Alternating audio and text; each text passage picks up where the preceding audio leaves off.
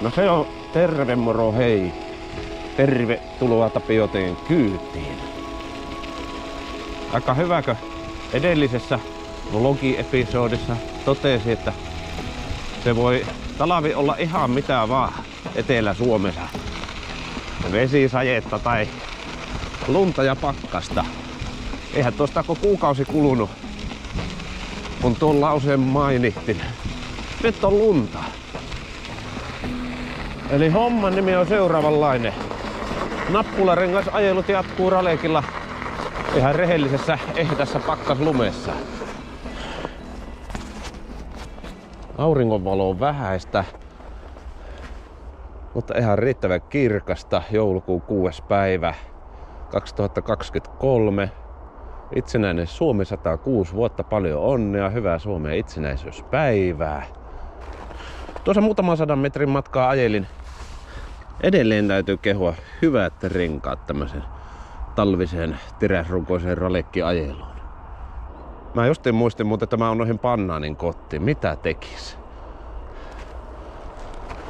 Kyllähän siis jos ei Suomen itsenäisyyspäivänä videoblokkaillessa syö Pannaania, niin sehän on jo suorastaan häpeä. Kyllä se Pannaani pitää hakea. Palataan kohta asiaan. Pyöräilyvaltakunnassa on tasapainobalanssi taas kohillaan, kun on Pannaani taskussa.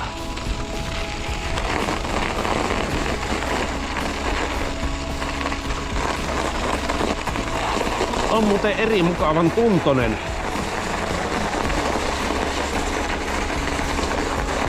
Vaikka vähän luikertelee, niin ei haittaa.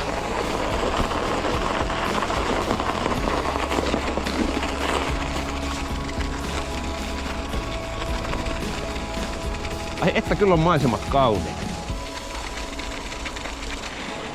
Nyt sitten kun on pyörän alla tämmönen ihan hyvin hoidettu pyörätie. Pyörätien pinnassa tamppaantunut pakkaslumi. Tämä ei hirviästi eroa siitä, jos tässä ei olisi lunta ollenkaan ja olisi vaan sora alla. Vauhtia tämmönen sunnuntai-lenkkivauhti 15 kilsaa tunnissa.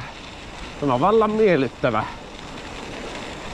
Talvilenkkeille on mulle vaan semmoista, varsinkin silloin tykkään laittaa vauhit alas ja nauttia lähinnä siitä, että mä lenkkeilen. Sitten kun tulee talvi, niin pyöräily muuttuu joltain osin semmoiseksi funktionaaliseksi jutuksi. Meinaan sillä sitä, että tarvitsee vaan yksinkertaisesti päästä töihin säässä kuin säässä. Sitten kun niitä säitä kuin säitä on niin monenlaisia ja lämpötiloja tai pakkasia, niin se on johtanut nyt siihen, että yksi ilta tuossa rassaili taas harjoitusvastuksen käyttökuntoon. Laitoin hybridiin takarenkaaksi sen harjoitusvastus ulkokumin ja aloin pyörittelemään. Ja siinäpä onkin ehkä se avainsana. Se on mukava vehje siihen, että jos haluaa vaan istahtaa ja nollata päätä ja pyöritellä lukkopolinten ja klossitossujen kanssa. Sen kun vaan asetat harjoitusvastusvehkeet sisälle ja alat pyöritellä, kuvittelet olevasi 130 varressa ajamassa brevettiä. No sitten kun me tulemme tänne ulos, täällä sitten saa olla enempi tätä vaatetta päällä. Talvipyöräilyssä on se homma, että saa aina vähän pukkeutua ja samalla tavalla saa pukkeutua työmatkalle kuin tämmöiselle talvilenkille. Se on aina mitä haluaa. Joskus haluaa vähän vaivaa ja joskus haluaa vähän nähdä sitten vaivaa ja tulla tänne ulos jäätymään. Mutta ehkä siinä on syy, miksi harjoitusvastuksen joka talvi esiin kaivelen ja käyttökuntoon viritän. On se, että siinä saa pidettyä yllä sellaista maantieajotuntumaa. Se on aika tasasta, ehkä jopa toisinaan monotonista polinten pyörittelyä. Mä tykkään siitä. Jotenkin sitä semmoista tasasta rauhallista menoa kaipaa näin talvella. On tämä tasaisen asfalttiin verraten kuitenkin vähän tällaista möykkystä tämä kyyti tällä koko ajan.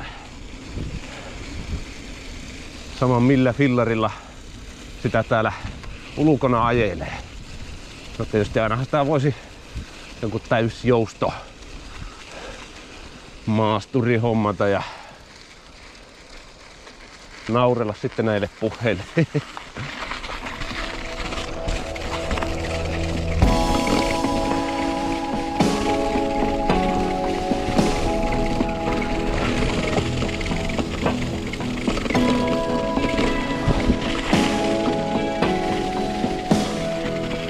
Onpahan talavi kuitenkin.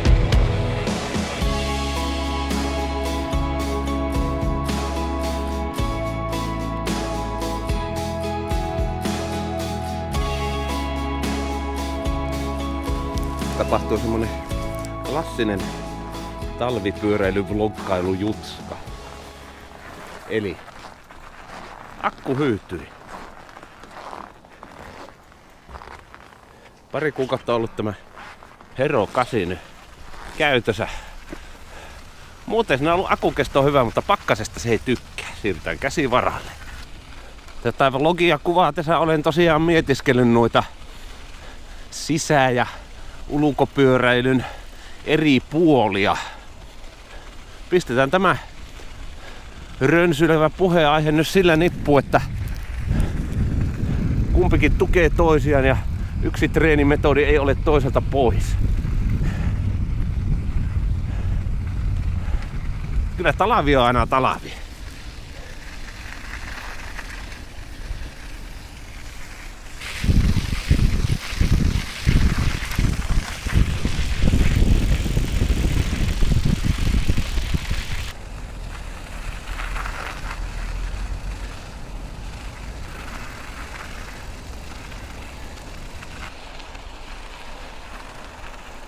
Miten hauskaa, että osui juuri tälle päivälle aurinkoista säätä.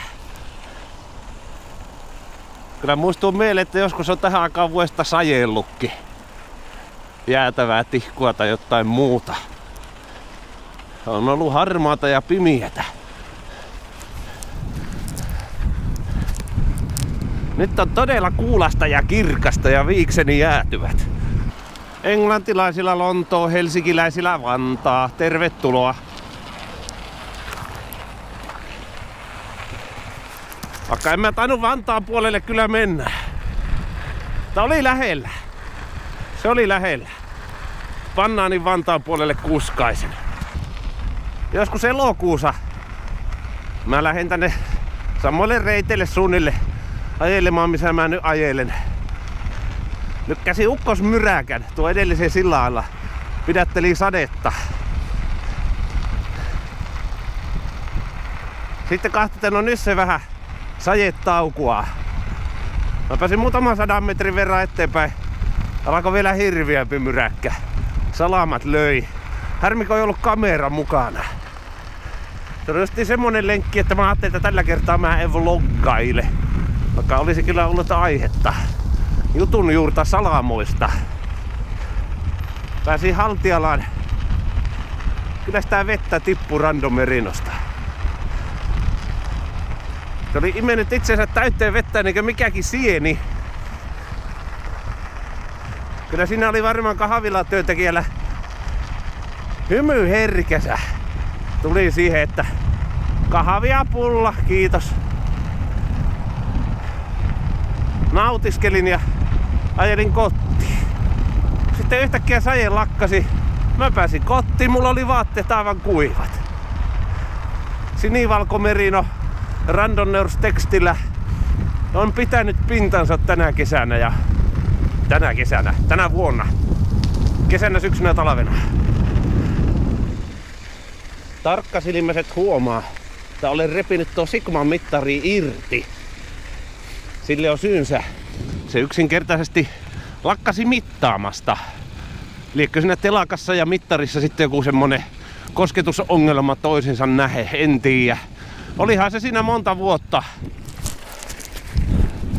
Muutaman renkaan kierroksen mittasi ja siitä kalkuloi annettujen arvojen perusteella suunnilleen oikean suuruiset datat koskien nopeutta, keskinopeutta, aikaa, matkaa. Sen aika tuli täyteen. Nyt ollaan sitten nykyaikaisia. Se on 7 kuukautta pelittänyt ihan hyvin. Tämä mööpeli. Nyt testaillaan vähän sen pakkasen kestävyyttä. GoPro Hero 8 lannistui pakkasessa. Tämä 5 tuntuu vielä pelittävän. Samaten tuo Garmin. Ja tämä vanha makasiinin rakennus, se seisoo siinä aina. Ei lähde kulumallakaan pois, niin kuin ne sanoo.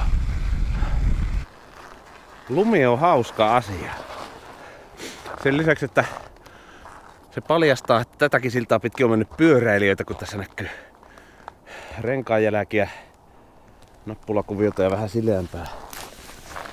Sen lisäksi siellä on joen jäänpinta ihan täynnä pienten eläinten jälkiä. Liekkö jäniksiä vai mitä siellä on mennyt? Vähän tuntuu löperöltä tuo eturengas. Tuossa oli tappajasepeli ja pyörätienpinta täynnä. Mua vähän pelotti, että pääsenkö ehjästä sisuristani eroon. En näköjään päässyt vielä. Ilmat on sisällä. Tukkalehmillä ei tuu kylmää. Aina paksu turkki päällä. Käydäänpä katselemassa tukkalehmiä lähietäisyydeltä. Päivää vaan. Kaikki pyllistävät tänne päin. Nyt tuo eräs yksilö vilkaisi, kuka siellä vloggailee. Jaha, nyt se lähtee tänne päin. Mennäänkö se tulla aidasta läpi?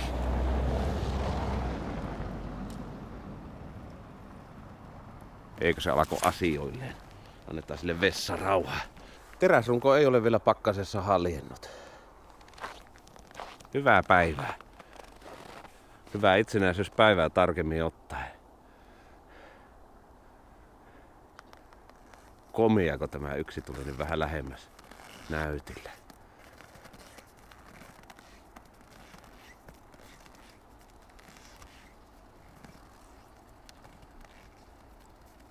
Tukkalehmä on hieno asia. Jos joku tuntee mitä rotua tämä on, tämä nautakarja, please let me know. Tämähän meni nyt ihan vloggailuksi. Tästä nyt pyöräilyaiheineen sisältö vähän kaukana jo. Lehmiä tultiin kahtoa.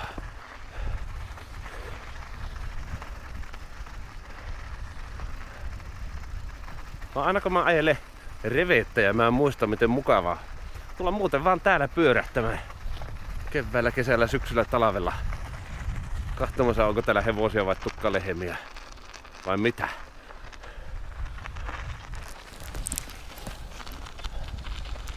Traktorit on vielä paikallaan.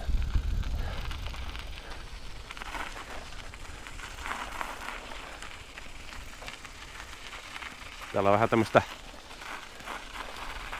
toisenlaista nautakarjaa pihalla.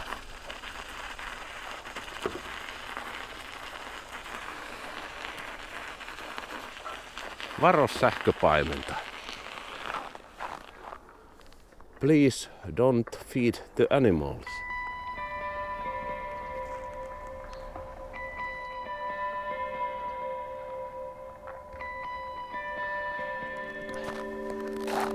Kyllä ihmisen kelepaa.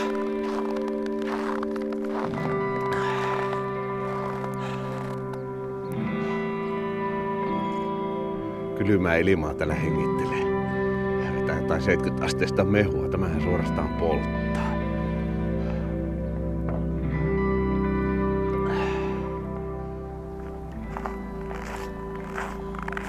Joka on kummallinen pannaani muuten. Ei saa millään hampailla kuorittua.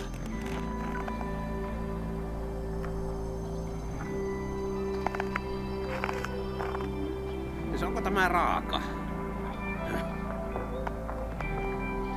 Raakaa banaania itsenäisyyspäivänä.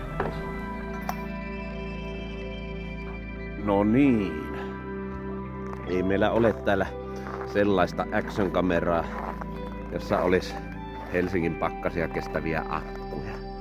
Kaikista on batterit tyhjänä. Paitsi kännykästä.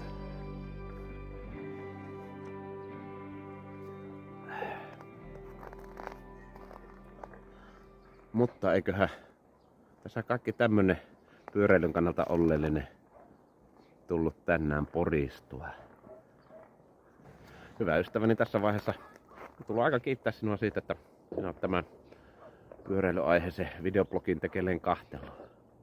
Täältä Suomen itsenäisyyspäivän 2023 lumisesta, aurinkoisesta talvipäivästä toivottelen iloa ja rauhaa sinun päivääsi. Takku varmasti tapamme taas seuraavalla kerralla jossakin joskus pyöräilyaiheisten videoblogitekeleiden merkeissä.